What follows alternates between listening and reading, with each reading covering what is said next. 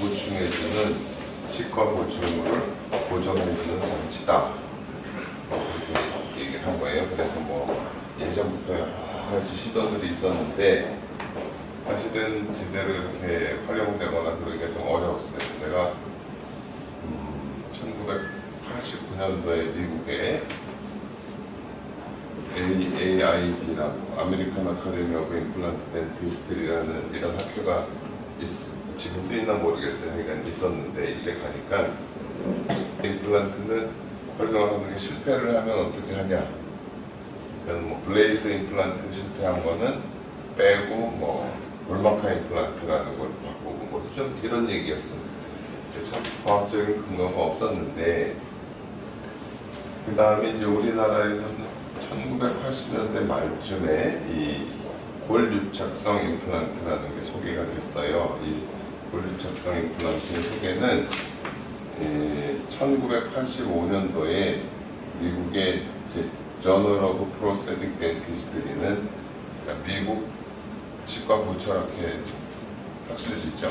거기에 1985년도에 오스티오 인티그레이션에 대한 15년간의 실험적인 배경 뭐 이런 1985년도에 저 사람들이 이 논문을 발표했다는 건 뭐야? 이 사람들은 1970년대에 이미 시작을 했다는 얘기지. 1970년대 실험을 했어. 그리고 그냥 실험만 한 게 아니라 실제로 환자한테 시술을 해서 그 사람이 잘 쓰고 있는 거를 발표를 하고 그랬어요. 어떻게 하다가 이 오스테오 인티그레이션이라는 말은 예전에는 없었던 단어인데 이제 이 사람들이 만든 단어야.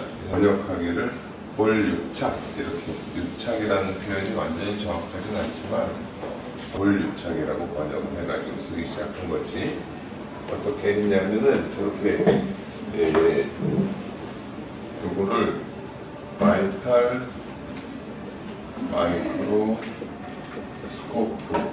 마이크로스코프라는 것은 현미경을 말하는 거야. 현미경은 우리가 여러분이 학교 다닐 때 그런 걸 봤는지 모르겠지만 양파 껍질 같은 걸 얇게 해가지고 현미경에서 보면 양파의 세포가 보이고 하잖아요. 그런 식으로 뭘 보려면 이렇게 얇게 잘라내가지고 해서 이렇게 보는 거예요. 그러면은 어떻게 보면 죽은 상태를 보는 거잖아, 그지? 근데 바이탈이라는 거는 실제로 생체 내에서 일어나는 그 과정을 실시간으로 계속 보고 싶다. 여기다가 이런 장치를 달아서 이 뼈에 이상이 생긴 다음에 혈류가 어떻게 이게 혈관 안에서 뭐 백혈구, 적혈구들이 이렇게 왔다 갔다 하는 그런 사진을 지금 실제로 움직이는 거를 계속 볼 수 있는 그런 거를 몸속에다가 넣어놓은 거예요. 그래가지고 봤어. 이걸 보고서 실제로 우리 몸에서 치유가 일어날 때는 이런 과정을 예를 들어서 뭐 다치고 나면 핏떡이 생겼다가 그게 싹 떨어지면서 살이 다시 안 오잖아요. 그거를 실시간으로 계속 관찰하는 거지. 그렇게 해서 이걸 이제 다 보고 또 다른 실험을 하기 위해서 요거를 빼내야 되니까 이게 좀 장치가 뭐 고가라고 해요. 그러니까 이걸 빼내서 다른 데다 또 꽂으려고 이걸 빼려고 그러는데 이게 안 빼지더라는 거예요. 안 빠지는 거예요. 뼈에 붙어가지고 이상하다. 이게 뭐지? 그러니까는 뉴턴이 사과 떨어지는 거 보고 그냥 사과는 떨어지네 이렇게 생각할 수 있는데 거기서 뭐 만료인력의 법칙을 생각했다는 식으로 이게 뭐 그냥 뼈에 붙었네 이렇게 하고 생각하면 그냥 넘어가겠지만 이런 게 있어? 왜 그러냐면 여러분이 우리가 지금 알고 있는 골유착이라는 현상은 기본적으로 말하면 면역 현상을 이용하는 거예요. 면역이라는 건 뭐냐면 우리 몸이 있잖아요. 여기 봐요. 몸에 어떤 이물질이 들어오면 이걸 어떻게든지 몰아내려고 그러는 거예요. 이물질이 들어오면 어떻게든지 바깥으로 몰아내거나 이게 정 안 되면 여기를 이렇게 뺑 둘러싸버려. 연료질 같은 걸로 둘러싸서 이 몸의 다른 부분하고 연관이 없게 만들어버리는 거야. 그러니까는 가끔 매장 중에 총알이 박힌 사람이 그냥 살고 있더라. 근데 총알이 총알은 이물질이기 때문에 막 이렇게 무슨 뭐 면역 반응이 일어나거나 그렇게 되는데, 그렇지 않다면은 이렇게 뺑 둘러싸서 그 이물질이 우리 신체 내부하고 어떤 접촉을 못하게 만들어 버리는 거예요. 그래서 예전에 사용했던 임플란트들은 그때 왜 이렇게 생긴, 내가 1985년도에 시술했던 임플란트들은 이렇게 보면, 나중에 보면은 이 임플란트 주변에 연조직이 이렇게 뺑 둘러싸고 있어요. 약간 이렇게 쿠션도 있고 그렇게 돼. 그래서 예전에는 이거를 그냥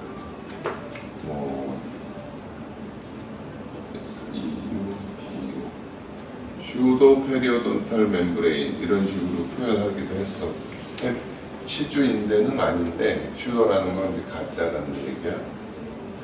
치주인대랑 비슷한 역할을 한다. 근데 사실은 이게 이물질이니까 이물질을 몰아내는, 차단하는 역할을 한 거였지. 이런 게 항상 있었는데 그런 게 없더라는 얘기죠. 이렇게 외부 물질을 차단하는 뭐가 있었는데 그게 없더라는 얘기예요. 예전에 예를 들어서 우리가 뭐 수술을, 뼈를 고정하기 위해서 뭐 핀을 갖고 와서 어쩌나 그럴 때는 이 면역 반응이 가장 적은 어떤 금속 나사 같은 걸 이렇게 박았었거든. 몸속에 들어가야 되니까.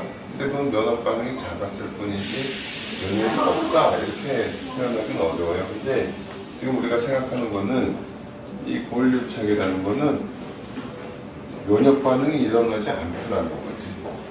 이 물질이 들어갔는데 외부 물질이라고 인식을 안 하는 거다. 그래서 이게 도대체 뭐냐라고 생각하니까 여기 보세요. 그러니까 티타늄이라는 재료는 이렇게 외부에 딱 나오는 순간 굉장히 빠른 속도로 곁에 이렇게 산화막이 딱 생겨요. 그래서 티타늄이 아니라 티타늄 산화막이 몸 인체 내에 들어갔을 때 면역 반응을 일으키지 않는다 이렇게 보는 거야. 여러분이 이렇게 보면 알루미늄 샤시라는 거 있잖아요. 그죠? 예전에 알루미늄 샤시. 알루미늄도요. 뭐 철도 마찬가지고요. 철이 산화된 게 뭐 녹이 쓴다고 그러잖아, 그지? 근데 알루미늄이 산화되고 이런 알루미늄이 산화가 되면 표면에 이 알루미늄 산화막이 생겨서 이게 굉장히 치밀하기 때문에 더 이상 어떤 뭐 물기나 이런 것이 속으로 파고들지 못하게 하기 때문에 이게 녹이 안 쓴다 이렇게 표현을 하는 거예요. 그런 식으로 티타늄이라는 재료는 딱 외부에 노출되면 바로 산화막이 생성해 버리는데 그 티타늄 산화막이 면역 반응을 일으키지 않도록 하는 그런 거다라는 사실을 이제 생각을 해낸 거지. 그래서 저런 어떤 실험을 내가 뭐 치과의 어떤 그 보철물을 잡아주기 위해서 턱뼈에다 심었다가 알게 된 게 아니고 이런 실험을 하다가 저 재료는 몸에서 면역 반응을 일으키지 않고 뼈하고 달라붙네. 완전 달라붙는다고 보긴 어렵지만 그런 식으로 현상을 생각을 해서 그럼 저기다가 예를 들어가지고 이를 만들어서 이렇게 고정을 시켜서 또 이게 문제가 없는가 그런 실험도 다 하고 그래서 실제로 환자한테서 만들어서 써보고 그러고서 발표를 한 논문이에요. 이렇게 깊이 있는 논문이 사실 잘 없어요. 어떤 실험도 했냐면 우리 이 귀에 이소골이라고 뭐 망치뼈, 오른뼈 뭐 이런 뼈들 조그만 뼈들이 있는데 그게 손상됐을 경우에 뭐 뼈를 깎아서 그렇게 만들어 놓고 이러기도 어려우니까 요런 복합방 틀 같은 거를 뼈 속에다가 이렇게 집어넣으니까 뼈가 요소로 이렇게 자라들어가는 거야. 어떤 거부반응 없이. 그래가지고 싹 자라들어간 뼈를 빼가지고 요거를 이소골로 만들어서 쓸 수도 있었다 하는 뭐 그런 실험도 하고. 그래서 실제로 예전에 처음에 우리가 현재 사용하고 임플란트하고는 조금 달라요. 처음에 나온 임플란트는요, 이렇게 전체가 다 매끈했어요. 거친 면이 없었어요. 그리고 위에다가 교육각도 만들어주고, 이게 이제 임플란트의 원형이라고 보시면 돼요. 이런 식의 임플란트, 순수 티타늄, 순수라고 하지만은 이 여기서는 100%가 아니고 CPTI 이렇게 표현을 해요. Commercially Pure, 상업적으로 순수하다고 볼 수 있다라는 정도의 표현인데, 표면을 거칠게 만들지 말고 매끄럽게 만들어서 이렇게 붙인다 라는 게 이제 조개 임플란트예요. 여기 봐요. 그래서 임플란트의 심리 순서는 이 잇몸을 젖혀서 임플란트를 넣고, 그 당시에 임플란트 심을 때는요, 요 커버 스크루라는 게 이렇게 뼈 바깥으로 나올 수 있게 이렇게 만들어 놨었어요. 이런 식으로. 우리가 지금 시술하는 거는 요 커버 스크루가 이렇게 뼈에 묻히게 시술을 해요. 그 다음에 이 뼈가 임플란트하고 달라붙었다 생각이 되면 이제 잇몸을 젖혀서 여기다가 어바트먼트라는 걸 연결을 해요. 어바트먼트를 놓고 그 위에서부터 이렇게 보철물을 만들기 시작했어. 처음에는. 잇몸은 여기 있는데 보철은 여기 있는 거니까 좀 보기가 싫었겠죠. 그렇지만 뭐 틀니에 비해서는 기능이 훨씬 좋으니까 대단히 이 땅에 이렇게 해서도 폭발적인 반응을 받았다고 하는데, 여기 봐요. 이 당시에 이 티타늄 위에 어바트먼트라는 게 올라가. 그 위에다가 보철물을 만들었다. 왜 이렇게 했냐면, 바로 여기다가 보철물을 만들면 티타늄하고, 우리가 금니가 입안에 아말감이나 금니가 있는 사람은 음식을 먹다 보면 뭔가 시큰하게 느껴지는 경우가 있어요. 젓가락이 닿는 순간에. 그러니까는 이종 금속과 서로 다른 금속 간에 어떤 그 전기 현상이 일어날 수 있는데, 그것이 이 골유착, 오션 인테그레이션이라는 거에 방해가 될 수 있다라고 생각을 해서 하나를 중간에다가 어떤 구조물을 넣고 여기다 보철물을 만들기 시작했었는데, 임플란트가 많이 사용되면서 어떤 심리적인 문제 등등을 고려해가지고 그냥 바로 여기서부터 보철물을 만드는 어떤가 그런 걸 막 하다 보니까 그래도 별 문제가 없더라. 근데 처음에 왜 이런 식으로 했냐면, 이 사람들이 이 골유착이라는 현상이 그 당시로서는 처음 본 현상이기 때문에 어떻게든지 이거를 잘 유지되도록 하고 그 골유착이 잘 되도록 하기 위해서 굉장히 주의를 했어요. 그럼 여기 보면 우리가 이제 뼈를 깎아서 여기다 임플란트를 넣잖아. 그러면은 뼈를 깎는 동안에 조금 상한 골들이 여기 있고, 그 다음에 여기에 이제 빈칸에 있는 어떤 이렇게 혈액 같은 것들이 채워지겠죠. 이게 잘 유지가 되면 이 부분이 다 이렇게 뼈로 채워지게 된다. 그런데 이렇게 시간이 지나고 사용되다 보면 뼈가 좀 다시 힘을 받을 수 있는 형태들도 그렇게 되는 건데, 만약에 이 부분의 상태가 좋지 않으면 여기 이렇게 뭐 피떡이 생기거나 우리가 가끔 임플란트 흔들려서 떼어낸다 보면은 주변에 이렇게 연조직 차 있는 거 있잖아요. 그런 현상이 일어나기 위해서 이렇게 되는 과정을 굉장히 주의를 한 거예요.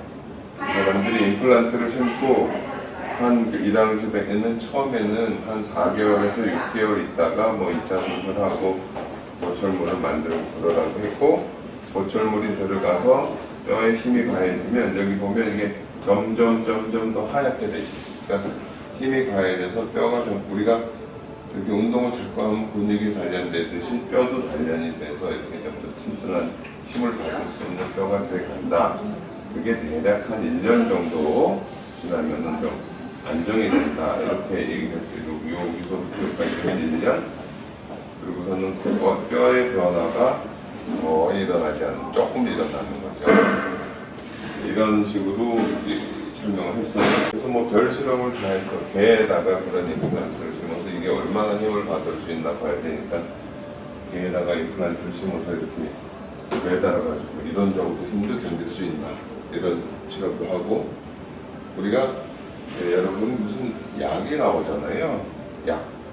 약이 이렇게 인체 내에 사용되기 전까지 하여간 이런 굉장히 여러 가지 실험을 다 해서 문제가 없다는 걸 확인하고 그렇게 쓰기 시작하는 거예요. 그래서 이 뼈에서 이제 뼈를 만큼 떼어내가지고 실제로 어떻게 되는가, 그러니까 이 나선 형태가 그대로 유지되는, 뭐 여기 연조직도 없고 이렇게 뼈에 쫙 달라붙어 있는 식으로 그렇게 되더라. 이 유착이라는 말은 이렇게 녹아서 붙었다는 얘기인데, 사실은 유착하고 조금은 달라요. 굉장히 가까이 딱 가 있는 거야. 그리고 이게 가까이 가 있지만 힘을 가하면 여기도 영향을 받을 수 있을 정도로 기능적으로도 연결이 되어 있는 거라고. 아주 가까이 가 있다. 딱 붙었다라고 얘기할 수는 없어. 딱 붙었으면 이게 안 떨어지겠지, 그지? 이렇게 떨어져요. 힘을 빼면 떨어지는데, 그런 것이 보여주죠. 그러니까 우리가 임플란트 뺄 때도 이렇게 빼낼 수 있잖아요. 이런 걸 아니까 그렇게 할 수 있는 거죠. 그래서 아니 도대체 골격차, 오시아 인티그레이션이라는 게 뭐가? 라고 막 정의를 막 했어. 77년, 85년, 92년. 그러니까는 여기는 살아있는 뼈가 임플란트하고 연조직이 사이에 없이 이렇게 딱 직접 붙어 있는 거다. 뭐 이런 식으로 했는데 그것만 갖고 또 설명이 부족하다 싶으니까는 structural and functional. 그러니까는 구조적으로 붙어 있지만 여기다 힘을 가하고 어떻게 하면 이게 기능적으로 또 힘을 받을 수 있는 구조로 변한다. 구조적인, 기능적인 연결이 돼 있어야 된다. 뭐 이런 식으로 얘기도 했고, 그 다음에 맨 마지막에 보면은 아주 단단하고 바짝 붙어 있는, 그 다음에 오래 지속되는 이렇게 뼈하고 임플란트 픽처의 연결이다. 이게 설명하기가 좀 어려운 거야. 어쨌든 우리가 이 뼛속에 들어가서 이게 저절로 뭐 주변에 연조직이 생기거나 그러지도 않고 여기다 힘을 가하면 힘 받는 데 따라서 뼈도 조금 강화되고 뭐 이런 것들을 골육착이다, 오시아 인티그레이션이다 라고 표현하는 거예요. 그러니까 우리가 이제 그 임플란트는 고철물을 구강 내에 고정해주는 장치라고 생각을 했었는데 사실은 그냥 아무거나 나사목 같은 거 박아놓고서 뭐 여러 가지 형태로 만들어서 거기다 이도 만들어서 연결해보고 했지만 제대로 유지된 게 없었는데 우연히 그 러너막이라고 아주 그 PI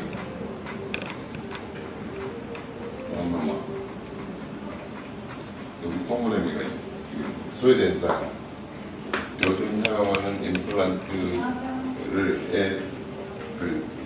어떤 그 골육착이라는 현상을 처음으로 발견해서 임플란트의 어떤 시조 같은 분이지. 그래서 예전에 그 학회 가가지고 이 사람이 등장하면 몇천 명 되는 치과 의사들이 일어나서 막 기립박수 치고 그랬어요. 스웨덴의 정형외과 의사라고 보통 얘기를 해. 그 다음에 이제 뭐 이런 어떤 이 과정들을 통해서 임플란트를 만드는 거고요. 그냥 그 임플란트 공장에 가면은 우리가 굵은 철사 같은 게 쭉 쌓여 있어. 그게 티타늄이에요. 그거를 선반에서 이렇게 깎고 소독하고 해가지고 포장해가지고 나오는 거다. 이런 철사 같은 거. 이게 임플란트 만드는 원재료. 그 다음에 이게 스웨덴에 갔을 때인가, 미국 갔을 때인가 지금 뭐 이런 그림 따라서 다음 그래서 이제 깎고 나오면 이렇게 뭐 기름 같은 게 있는 거 닦아내고 소독하고 그 다음에 이제 뭐 현미경으로 이렇게 봐요. 이게 뭐 문제가 없나 다음 주로 이제 연세 드신 분들이 이렇게 하고 계시더라고요. 뭐 하여간 이게 이제 티타늄이라고 하면 여기 봐요. 10의 마이너스 8승 1억분의 1초 만에 이렇게 산화막이 확 생긴다는 거예요. 순수한 티타늄을 볼 시간이 없어요. 딱 나오면 이미 산화막이 덮여 있는 거다. 티타늄 하지만 사실은 티타늄 산화막의 어떤 기능이다 이렇게 생각을 하시면 돼요. 그래서 이게 자 그러면 이게 이제 뼈고 뭐 여기 임플란트고 여기 티타늄 산화막쯤 되겠죠. 그 사이에 어떤 얇은 뭔가가 있다고 생각을 해. 그래서 이런 현상이 일어나려면 이 재료의 어떤 생체 적합성, 그러니까 티타늄이라는 재료가 돼야 된다고 했잖아요. 그 다음에 이제 그 임플란트의 형태, 임플란트 어떤 식으로 만들 건가. 그다음 요거를 이제 마크로 스트럭처라고 하는데 이런 나사형 형태. 그다음에 임플란트의 표면.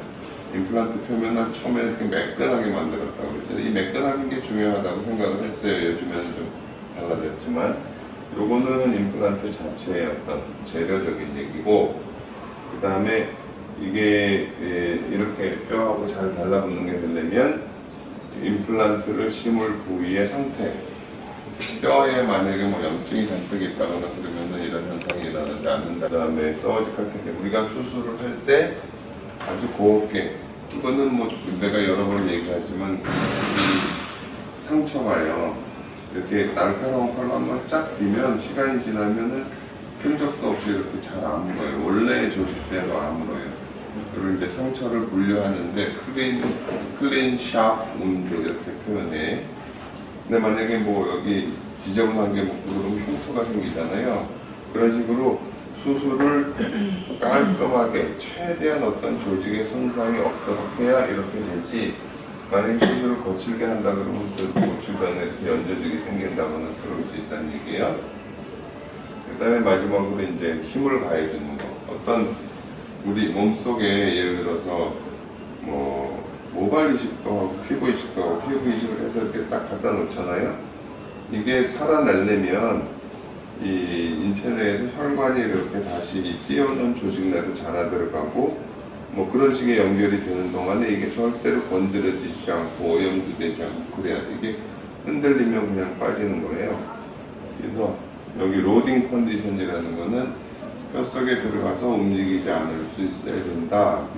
그러니까 좀 푸석푸석한 뼈 같은 거라든지 그렇게 되면은 시간이 한참 지나서 우리가 MPT를 해보면 임플란트가 흔들거리는 수도 있잖아요. 그러니까 이런 굉장히 까다로운 요 위에 부분은 임플란트 제조에 대한 부분이기 때문에 이건 뭐 식약청의 허가라든지 그런 게 나왔으면 그리고 쓰는 수밖에 없는 거고, 요 부분은 다 수술을 하고 보철을 하고 하는데 관계되는 부분, 의사가 판단하고 의사가 잘 해야 되는 그런 내용들이에요. 요거는 그러니까는 우리가 지금은 뭐 누구나 막 쓰는 그런 볼유착이라는 현상이 됐지만 처음에는 너무너무나 이렇게 신기하고 소중한 그런 거였기 때문에 그걸 잘 이룩하기 위해서 이런 것들을 철저하게 지켜야 된다. 지금도 이런 것들이 지켜져야 되는 건 맞아요. 다음에 그래서 뭐 임플란트 요걸 픽스처라고도 하기도 하고, 그 다음에 어바트먼트, 그 다음에 골드 실린더, 이건 어바트먼트를 고정해준 어바트먼트 스크루, 이건 골드 실린더를 고정하는 골드 스크루, 이런 것들을 연결하기 전에 힐링 어바트먼트라는 걸 연결하기도 하고 그렇게 했다는 거예요. 그 어바트먼트가요, 지금은 이거 사실 별 필요 없는 얘기지만 옛날에는 잇몸 위로 이렇게 여기서부터 보철물을 만들기 시작을 했어요. 근데 잇몸 위에서 이렇게 이가 나오고 하니까 모양이 싫잖아. 그러니까 이거를 이 부분을 이렇게 깎아서 마진을 여기로 이렇게 내려버려. 나중에 나왔지. 다음에 그 다음에 이제 다음. 지금 우리 수술할 때 생리식을 차갑게 하려고 그러잖아. 그거는 이렇게 돌 때 열이 나는 거를 최대한 방지하는 거예요. 열이 아주 소독을 깨끗하게 철저하게 하고 열도 안 나게 하고 그렇게 조직의 손상이 최소한도로 될 수 있게 이렇게 하는 거지. 그러니까 처음에 뼈를 깎을 때는 한 2000rpm 정도를 이렇게 막 돌리다가 나중에 임플란트 넣을 때는 아주 천천히 들어가게 하잖아. 그게 다쳐도 아주 깨끗하게 살짝 다친 거는 원래 조직으로 아문다. 여기 뭐 더럽게 되거나 긁히거나 이런 거는 흉터가 남는다. 그런 현상을 최대한 잘 유도하기 위해서 그런 수술을 하는 거다. 뭐 이 정도로 이게 우리가 지금 사용하는 볼유착이라는 게 그렇게 간단한 게 아니구나. 그렇게 하시면 돼요.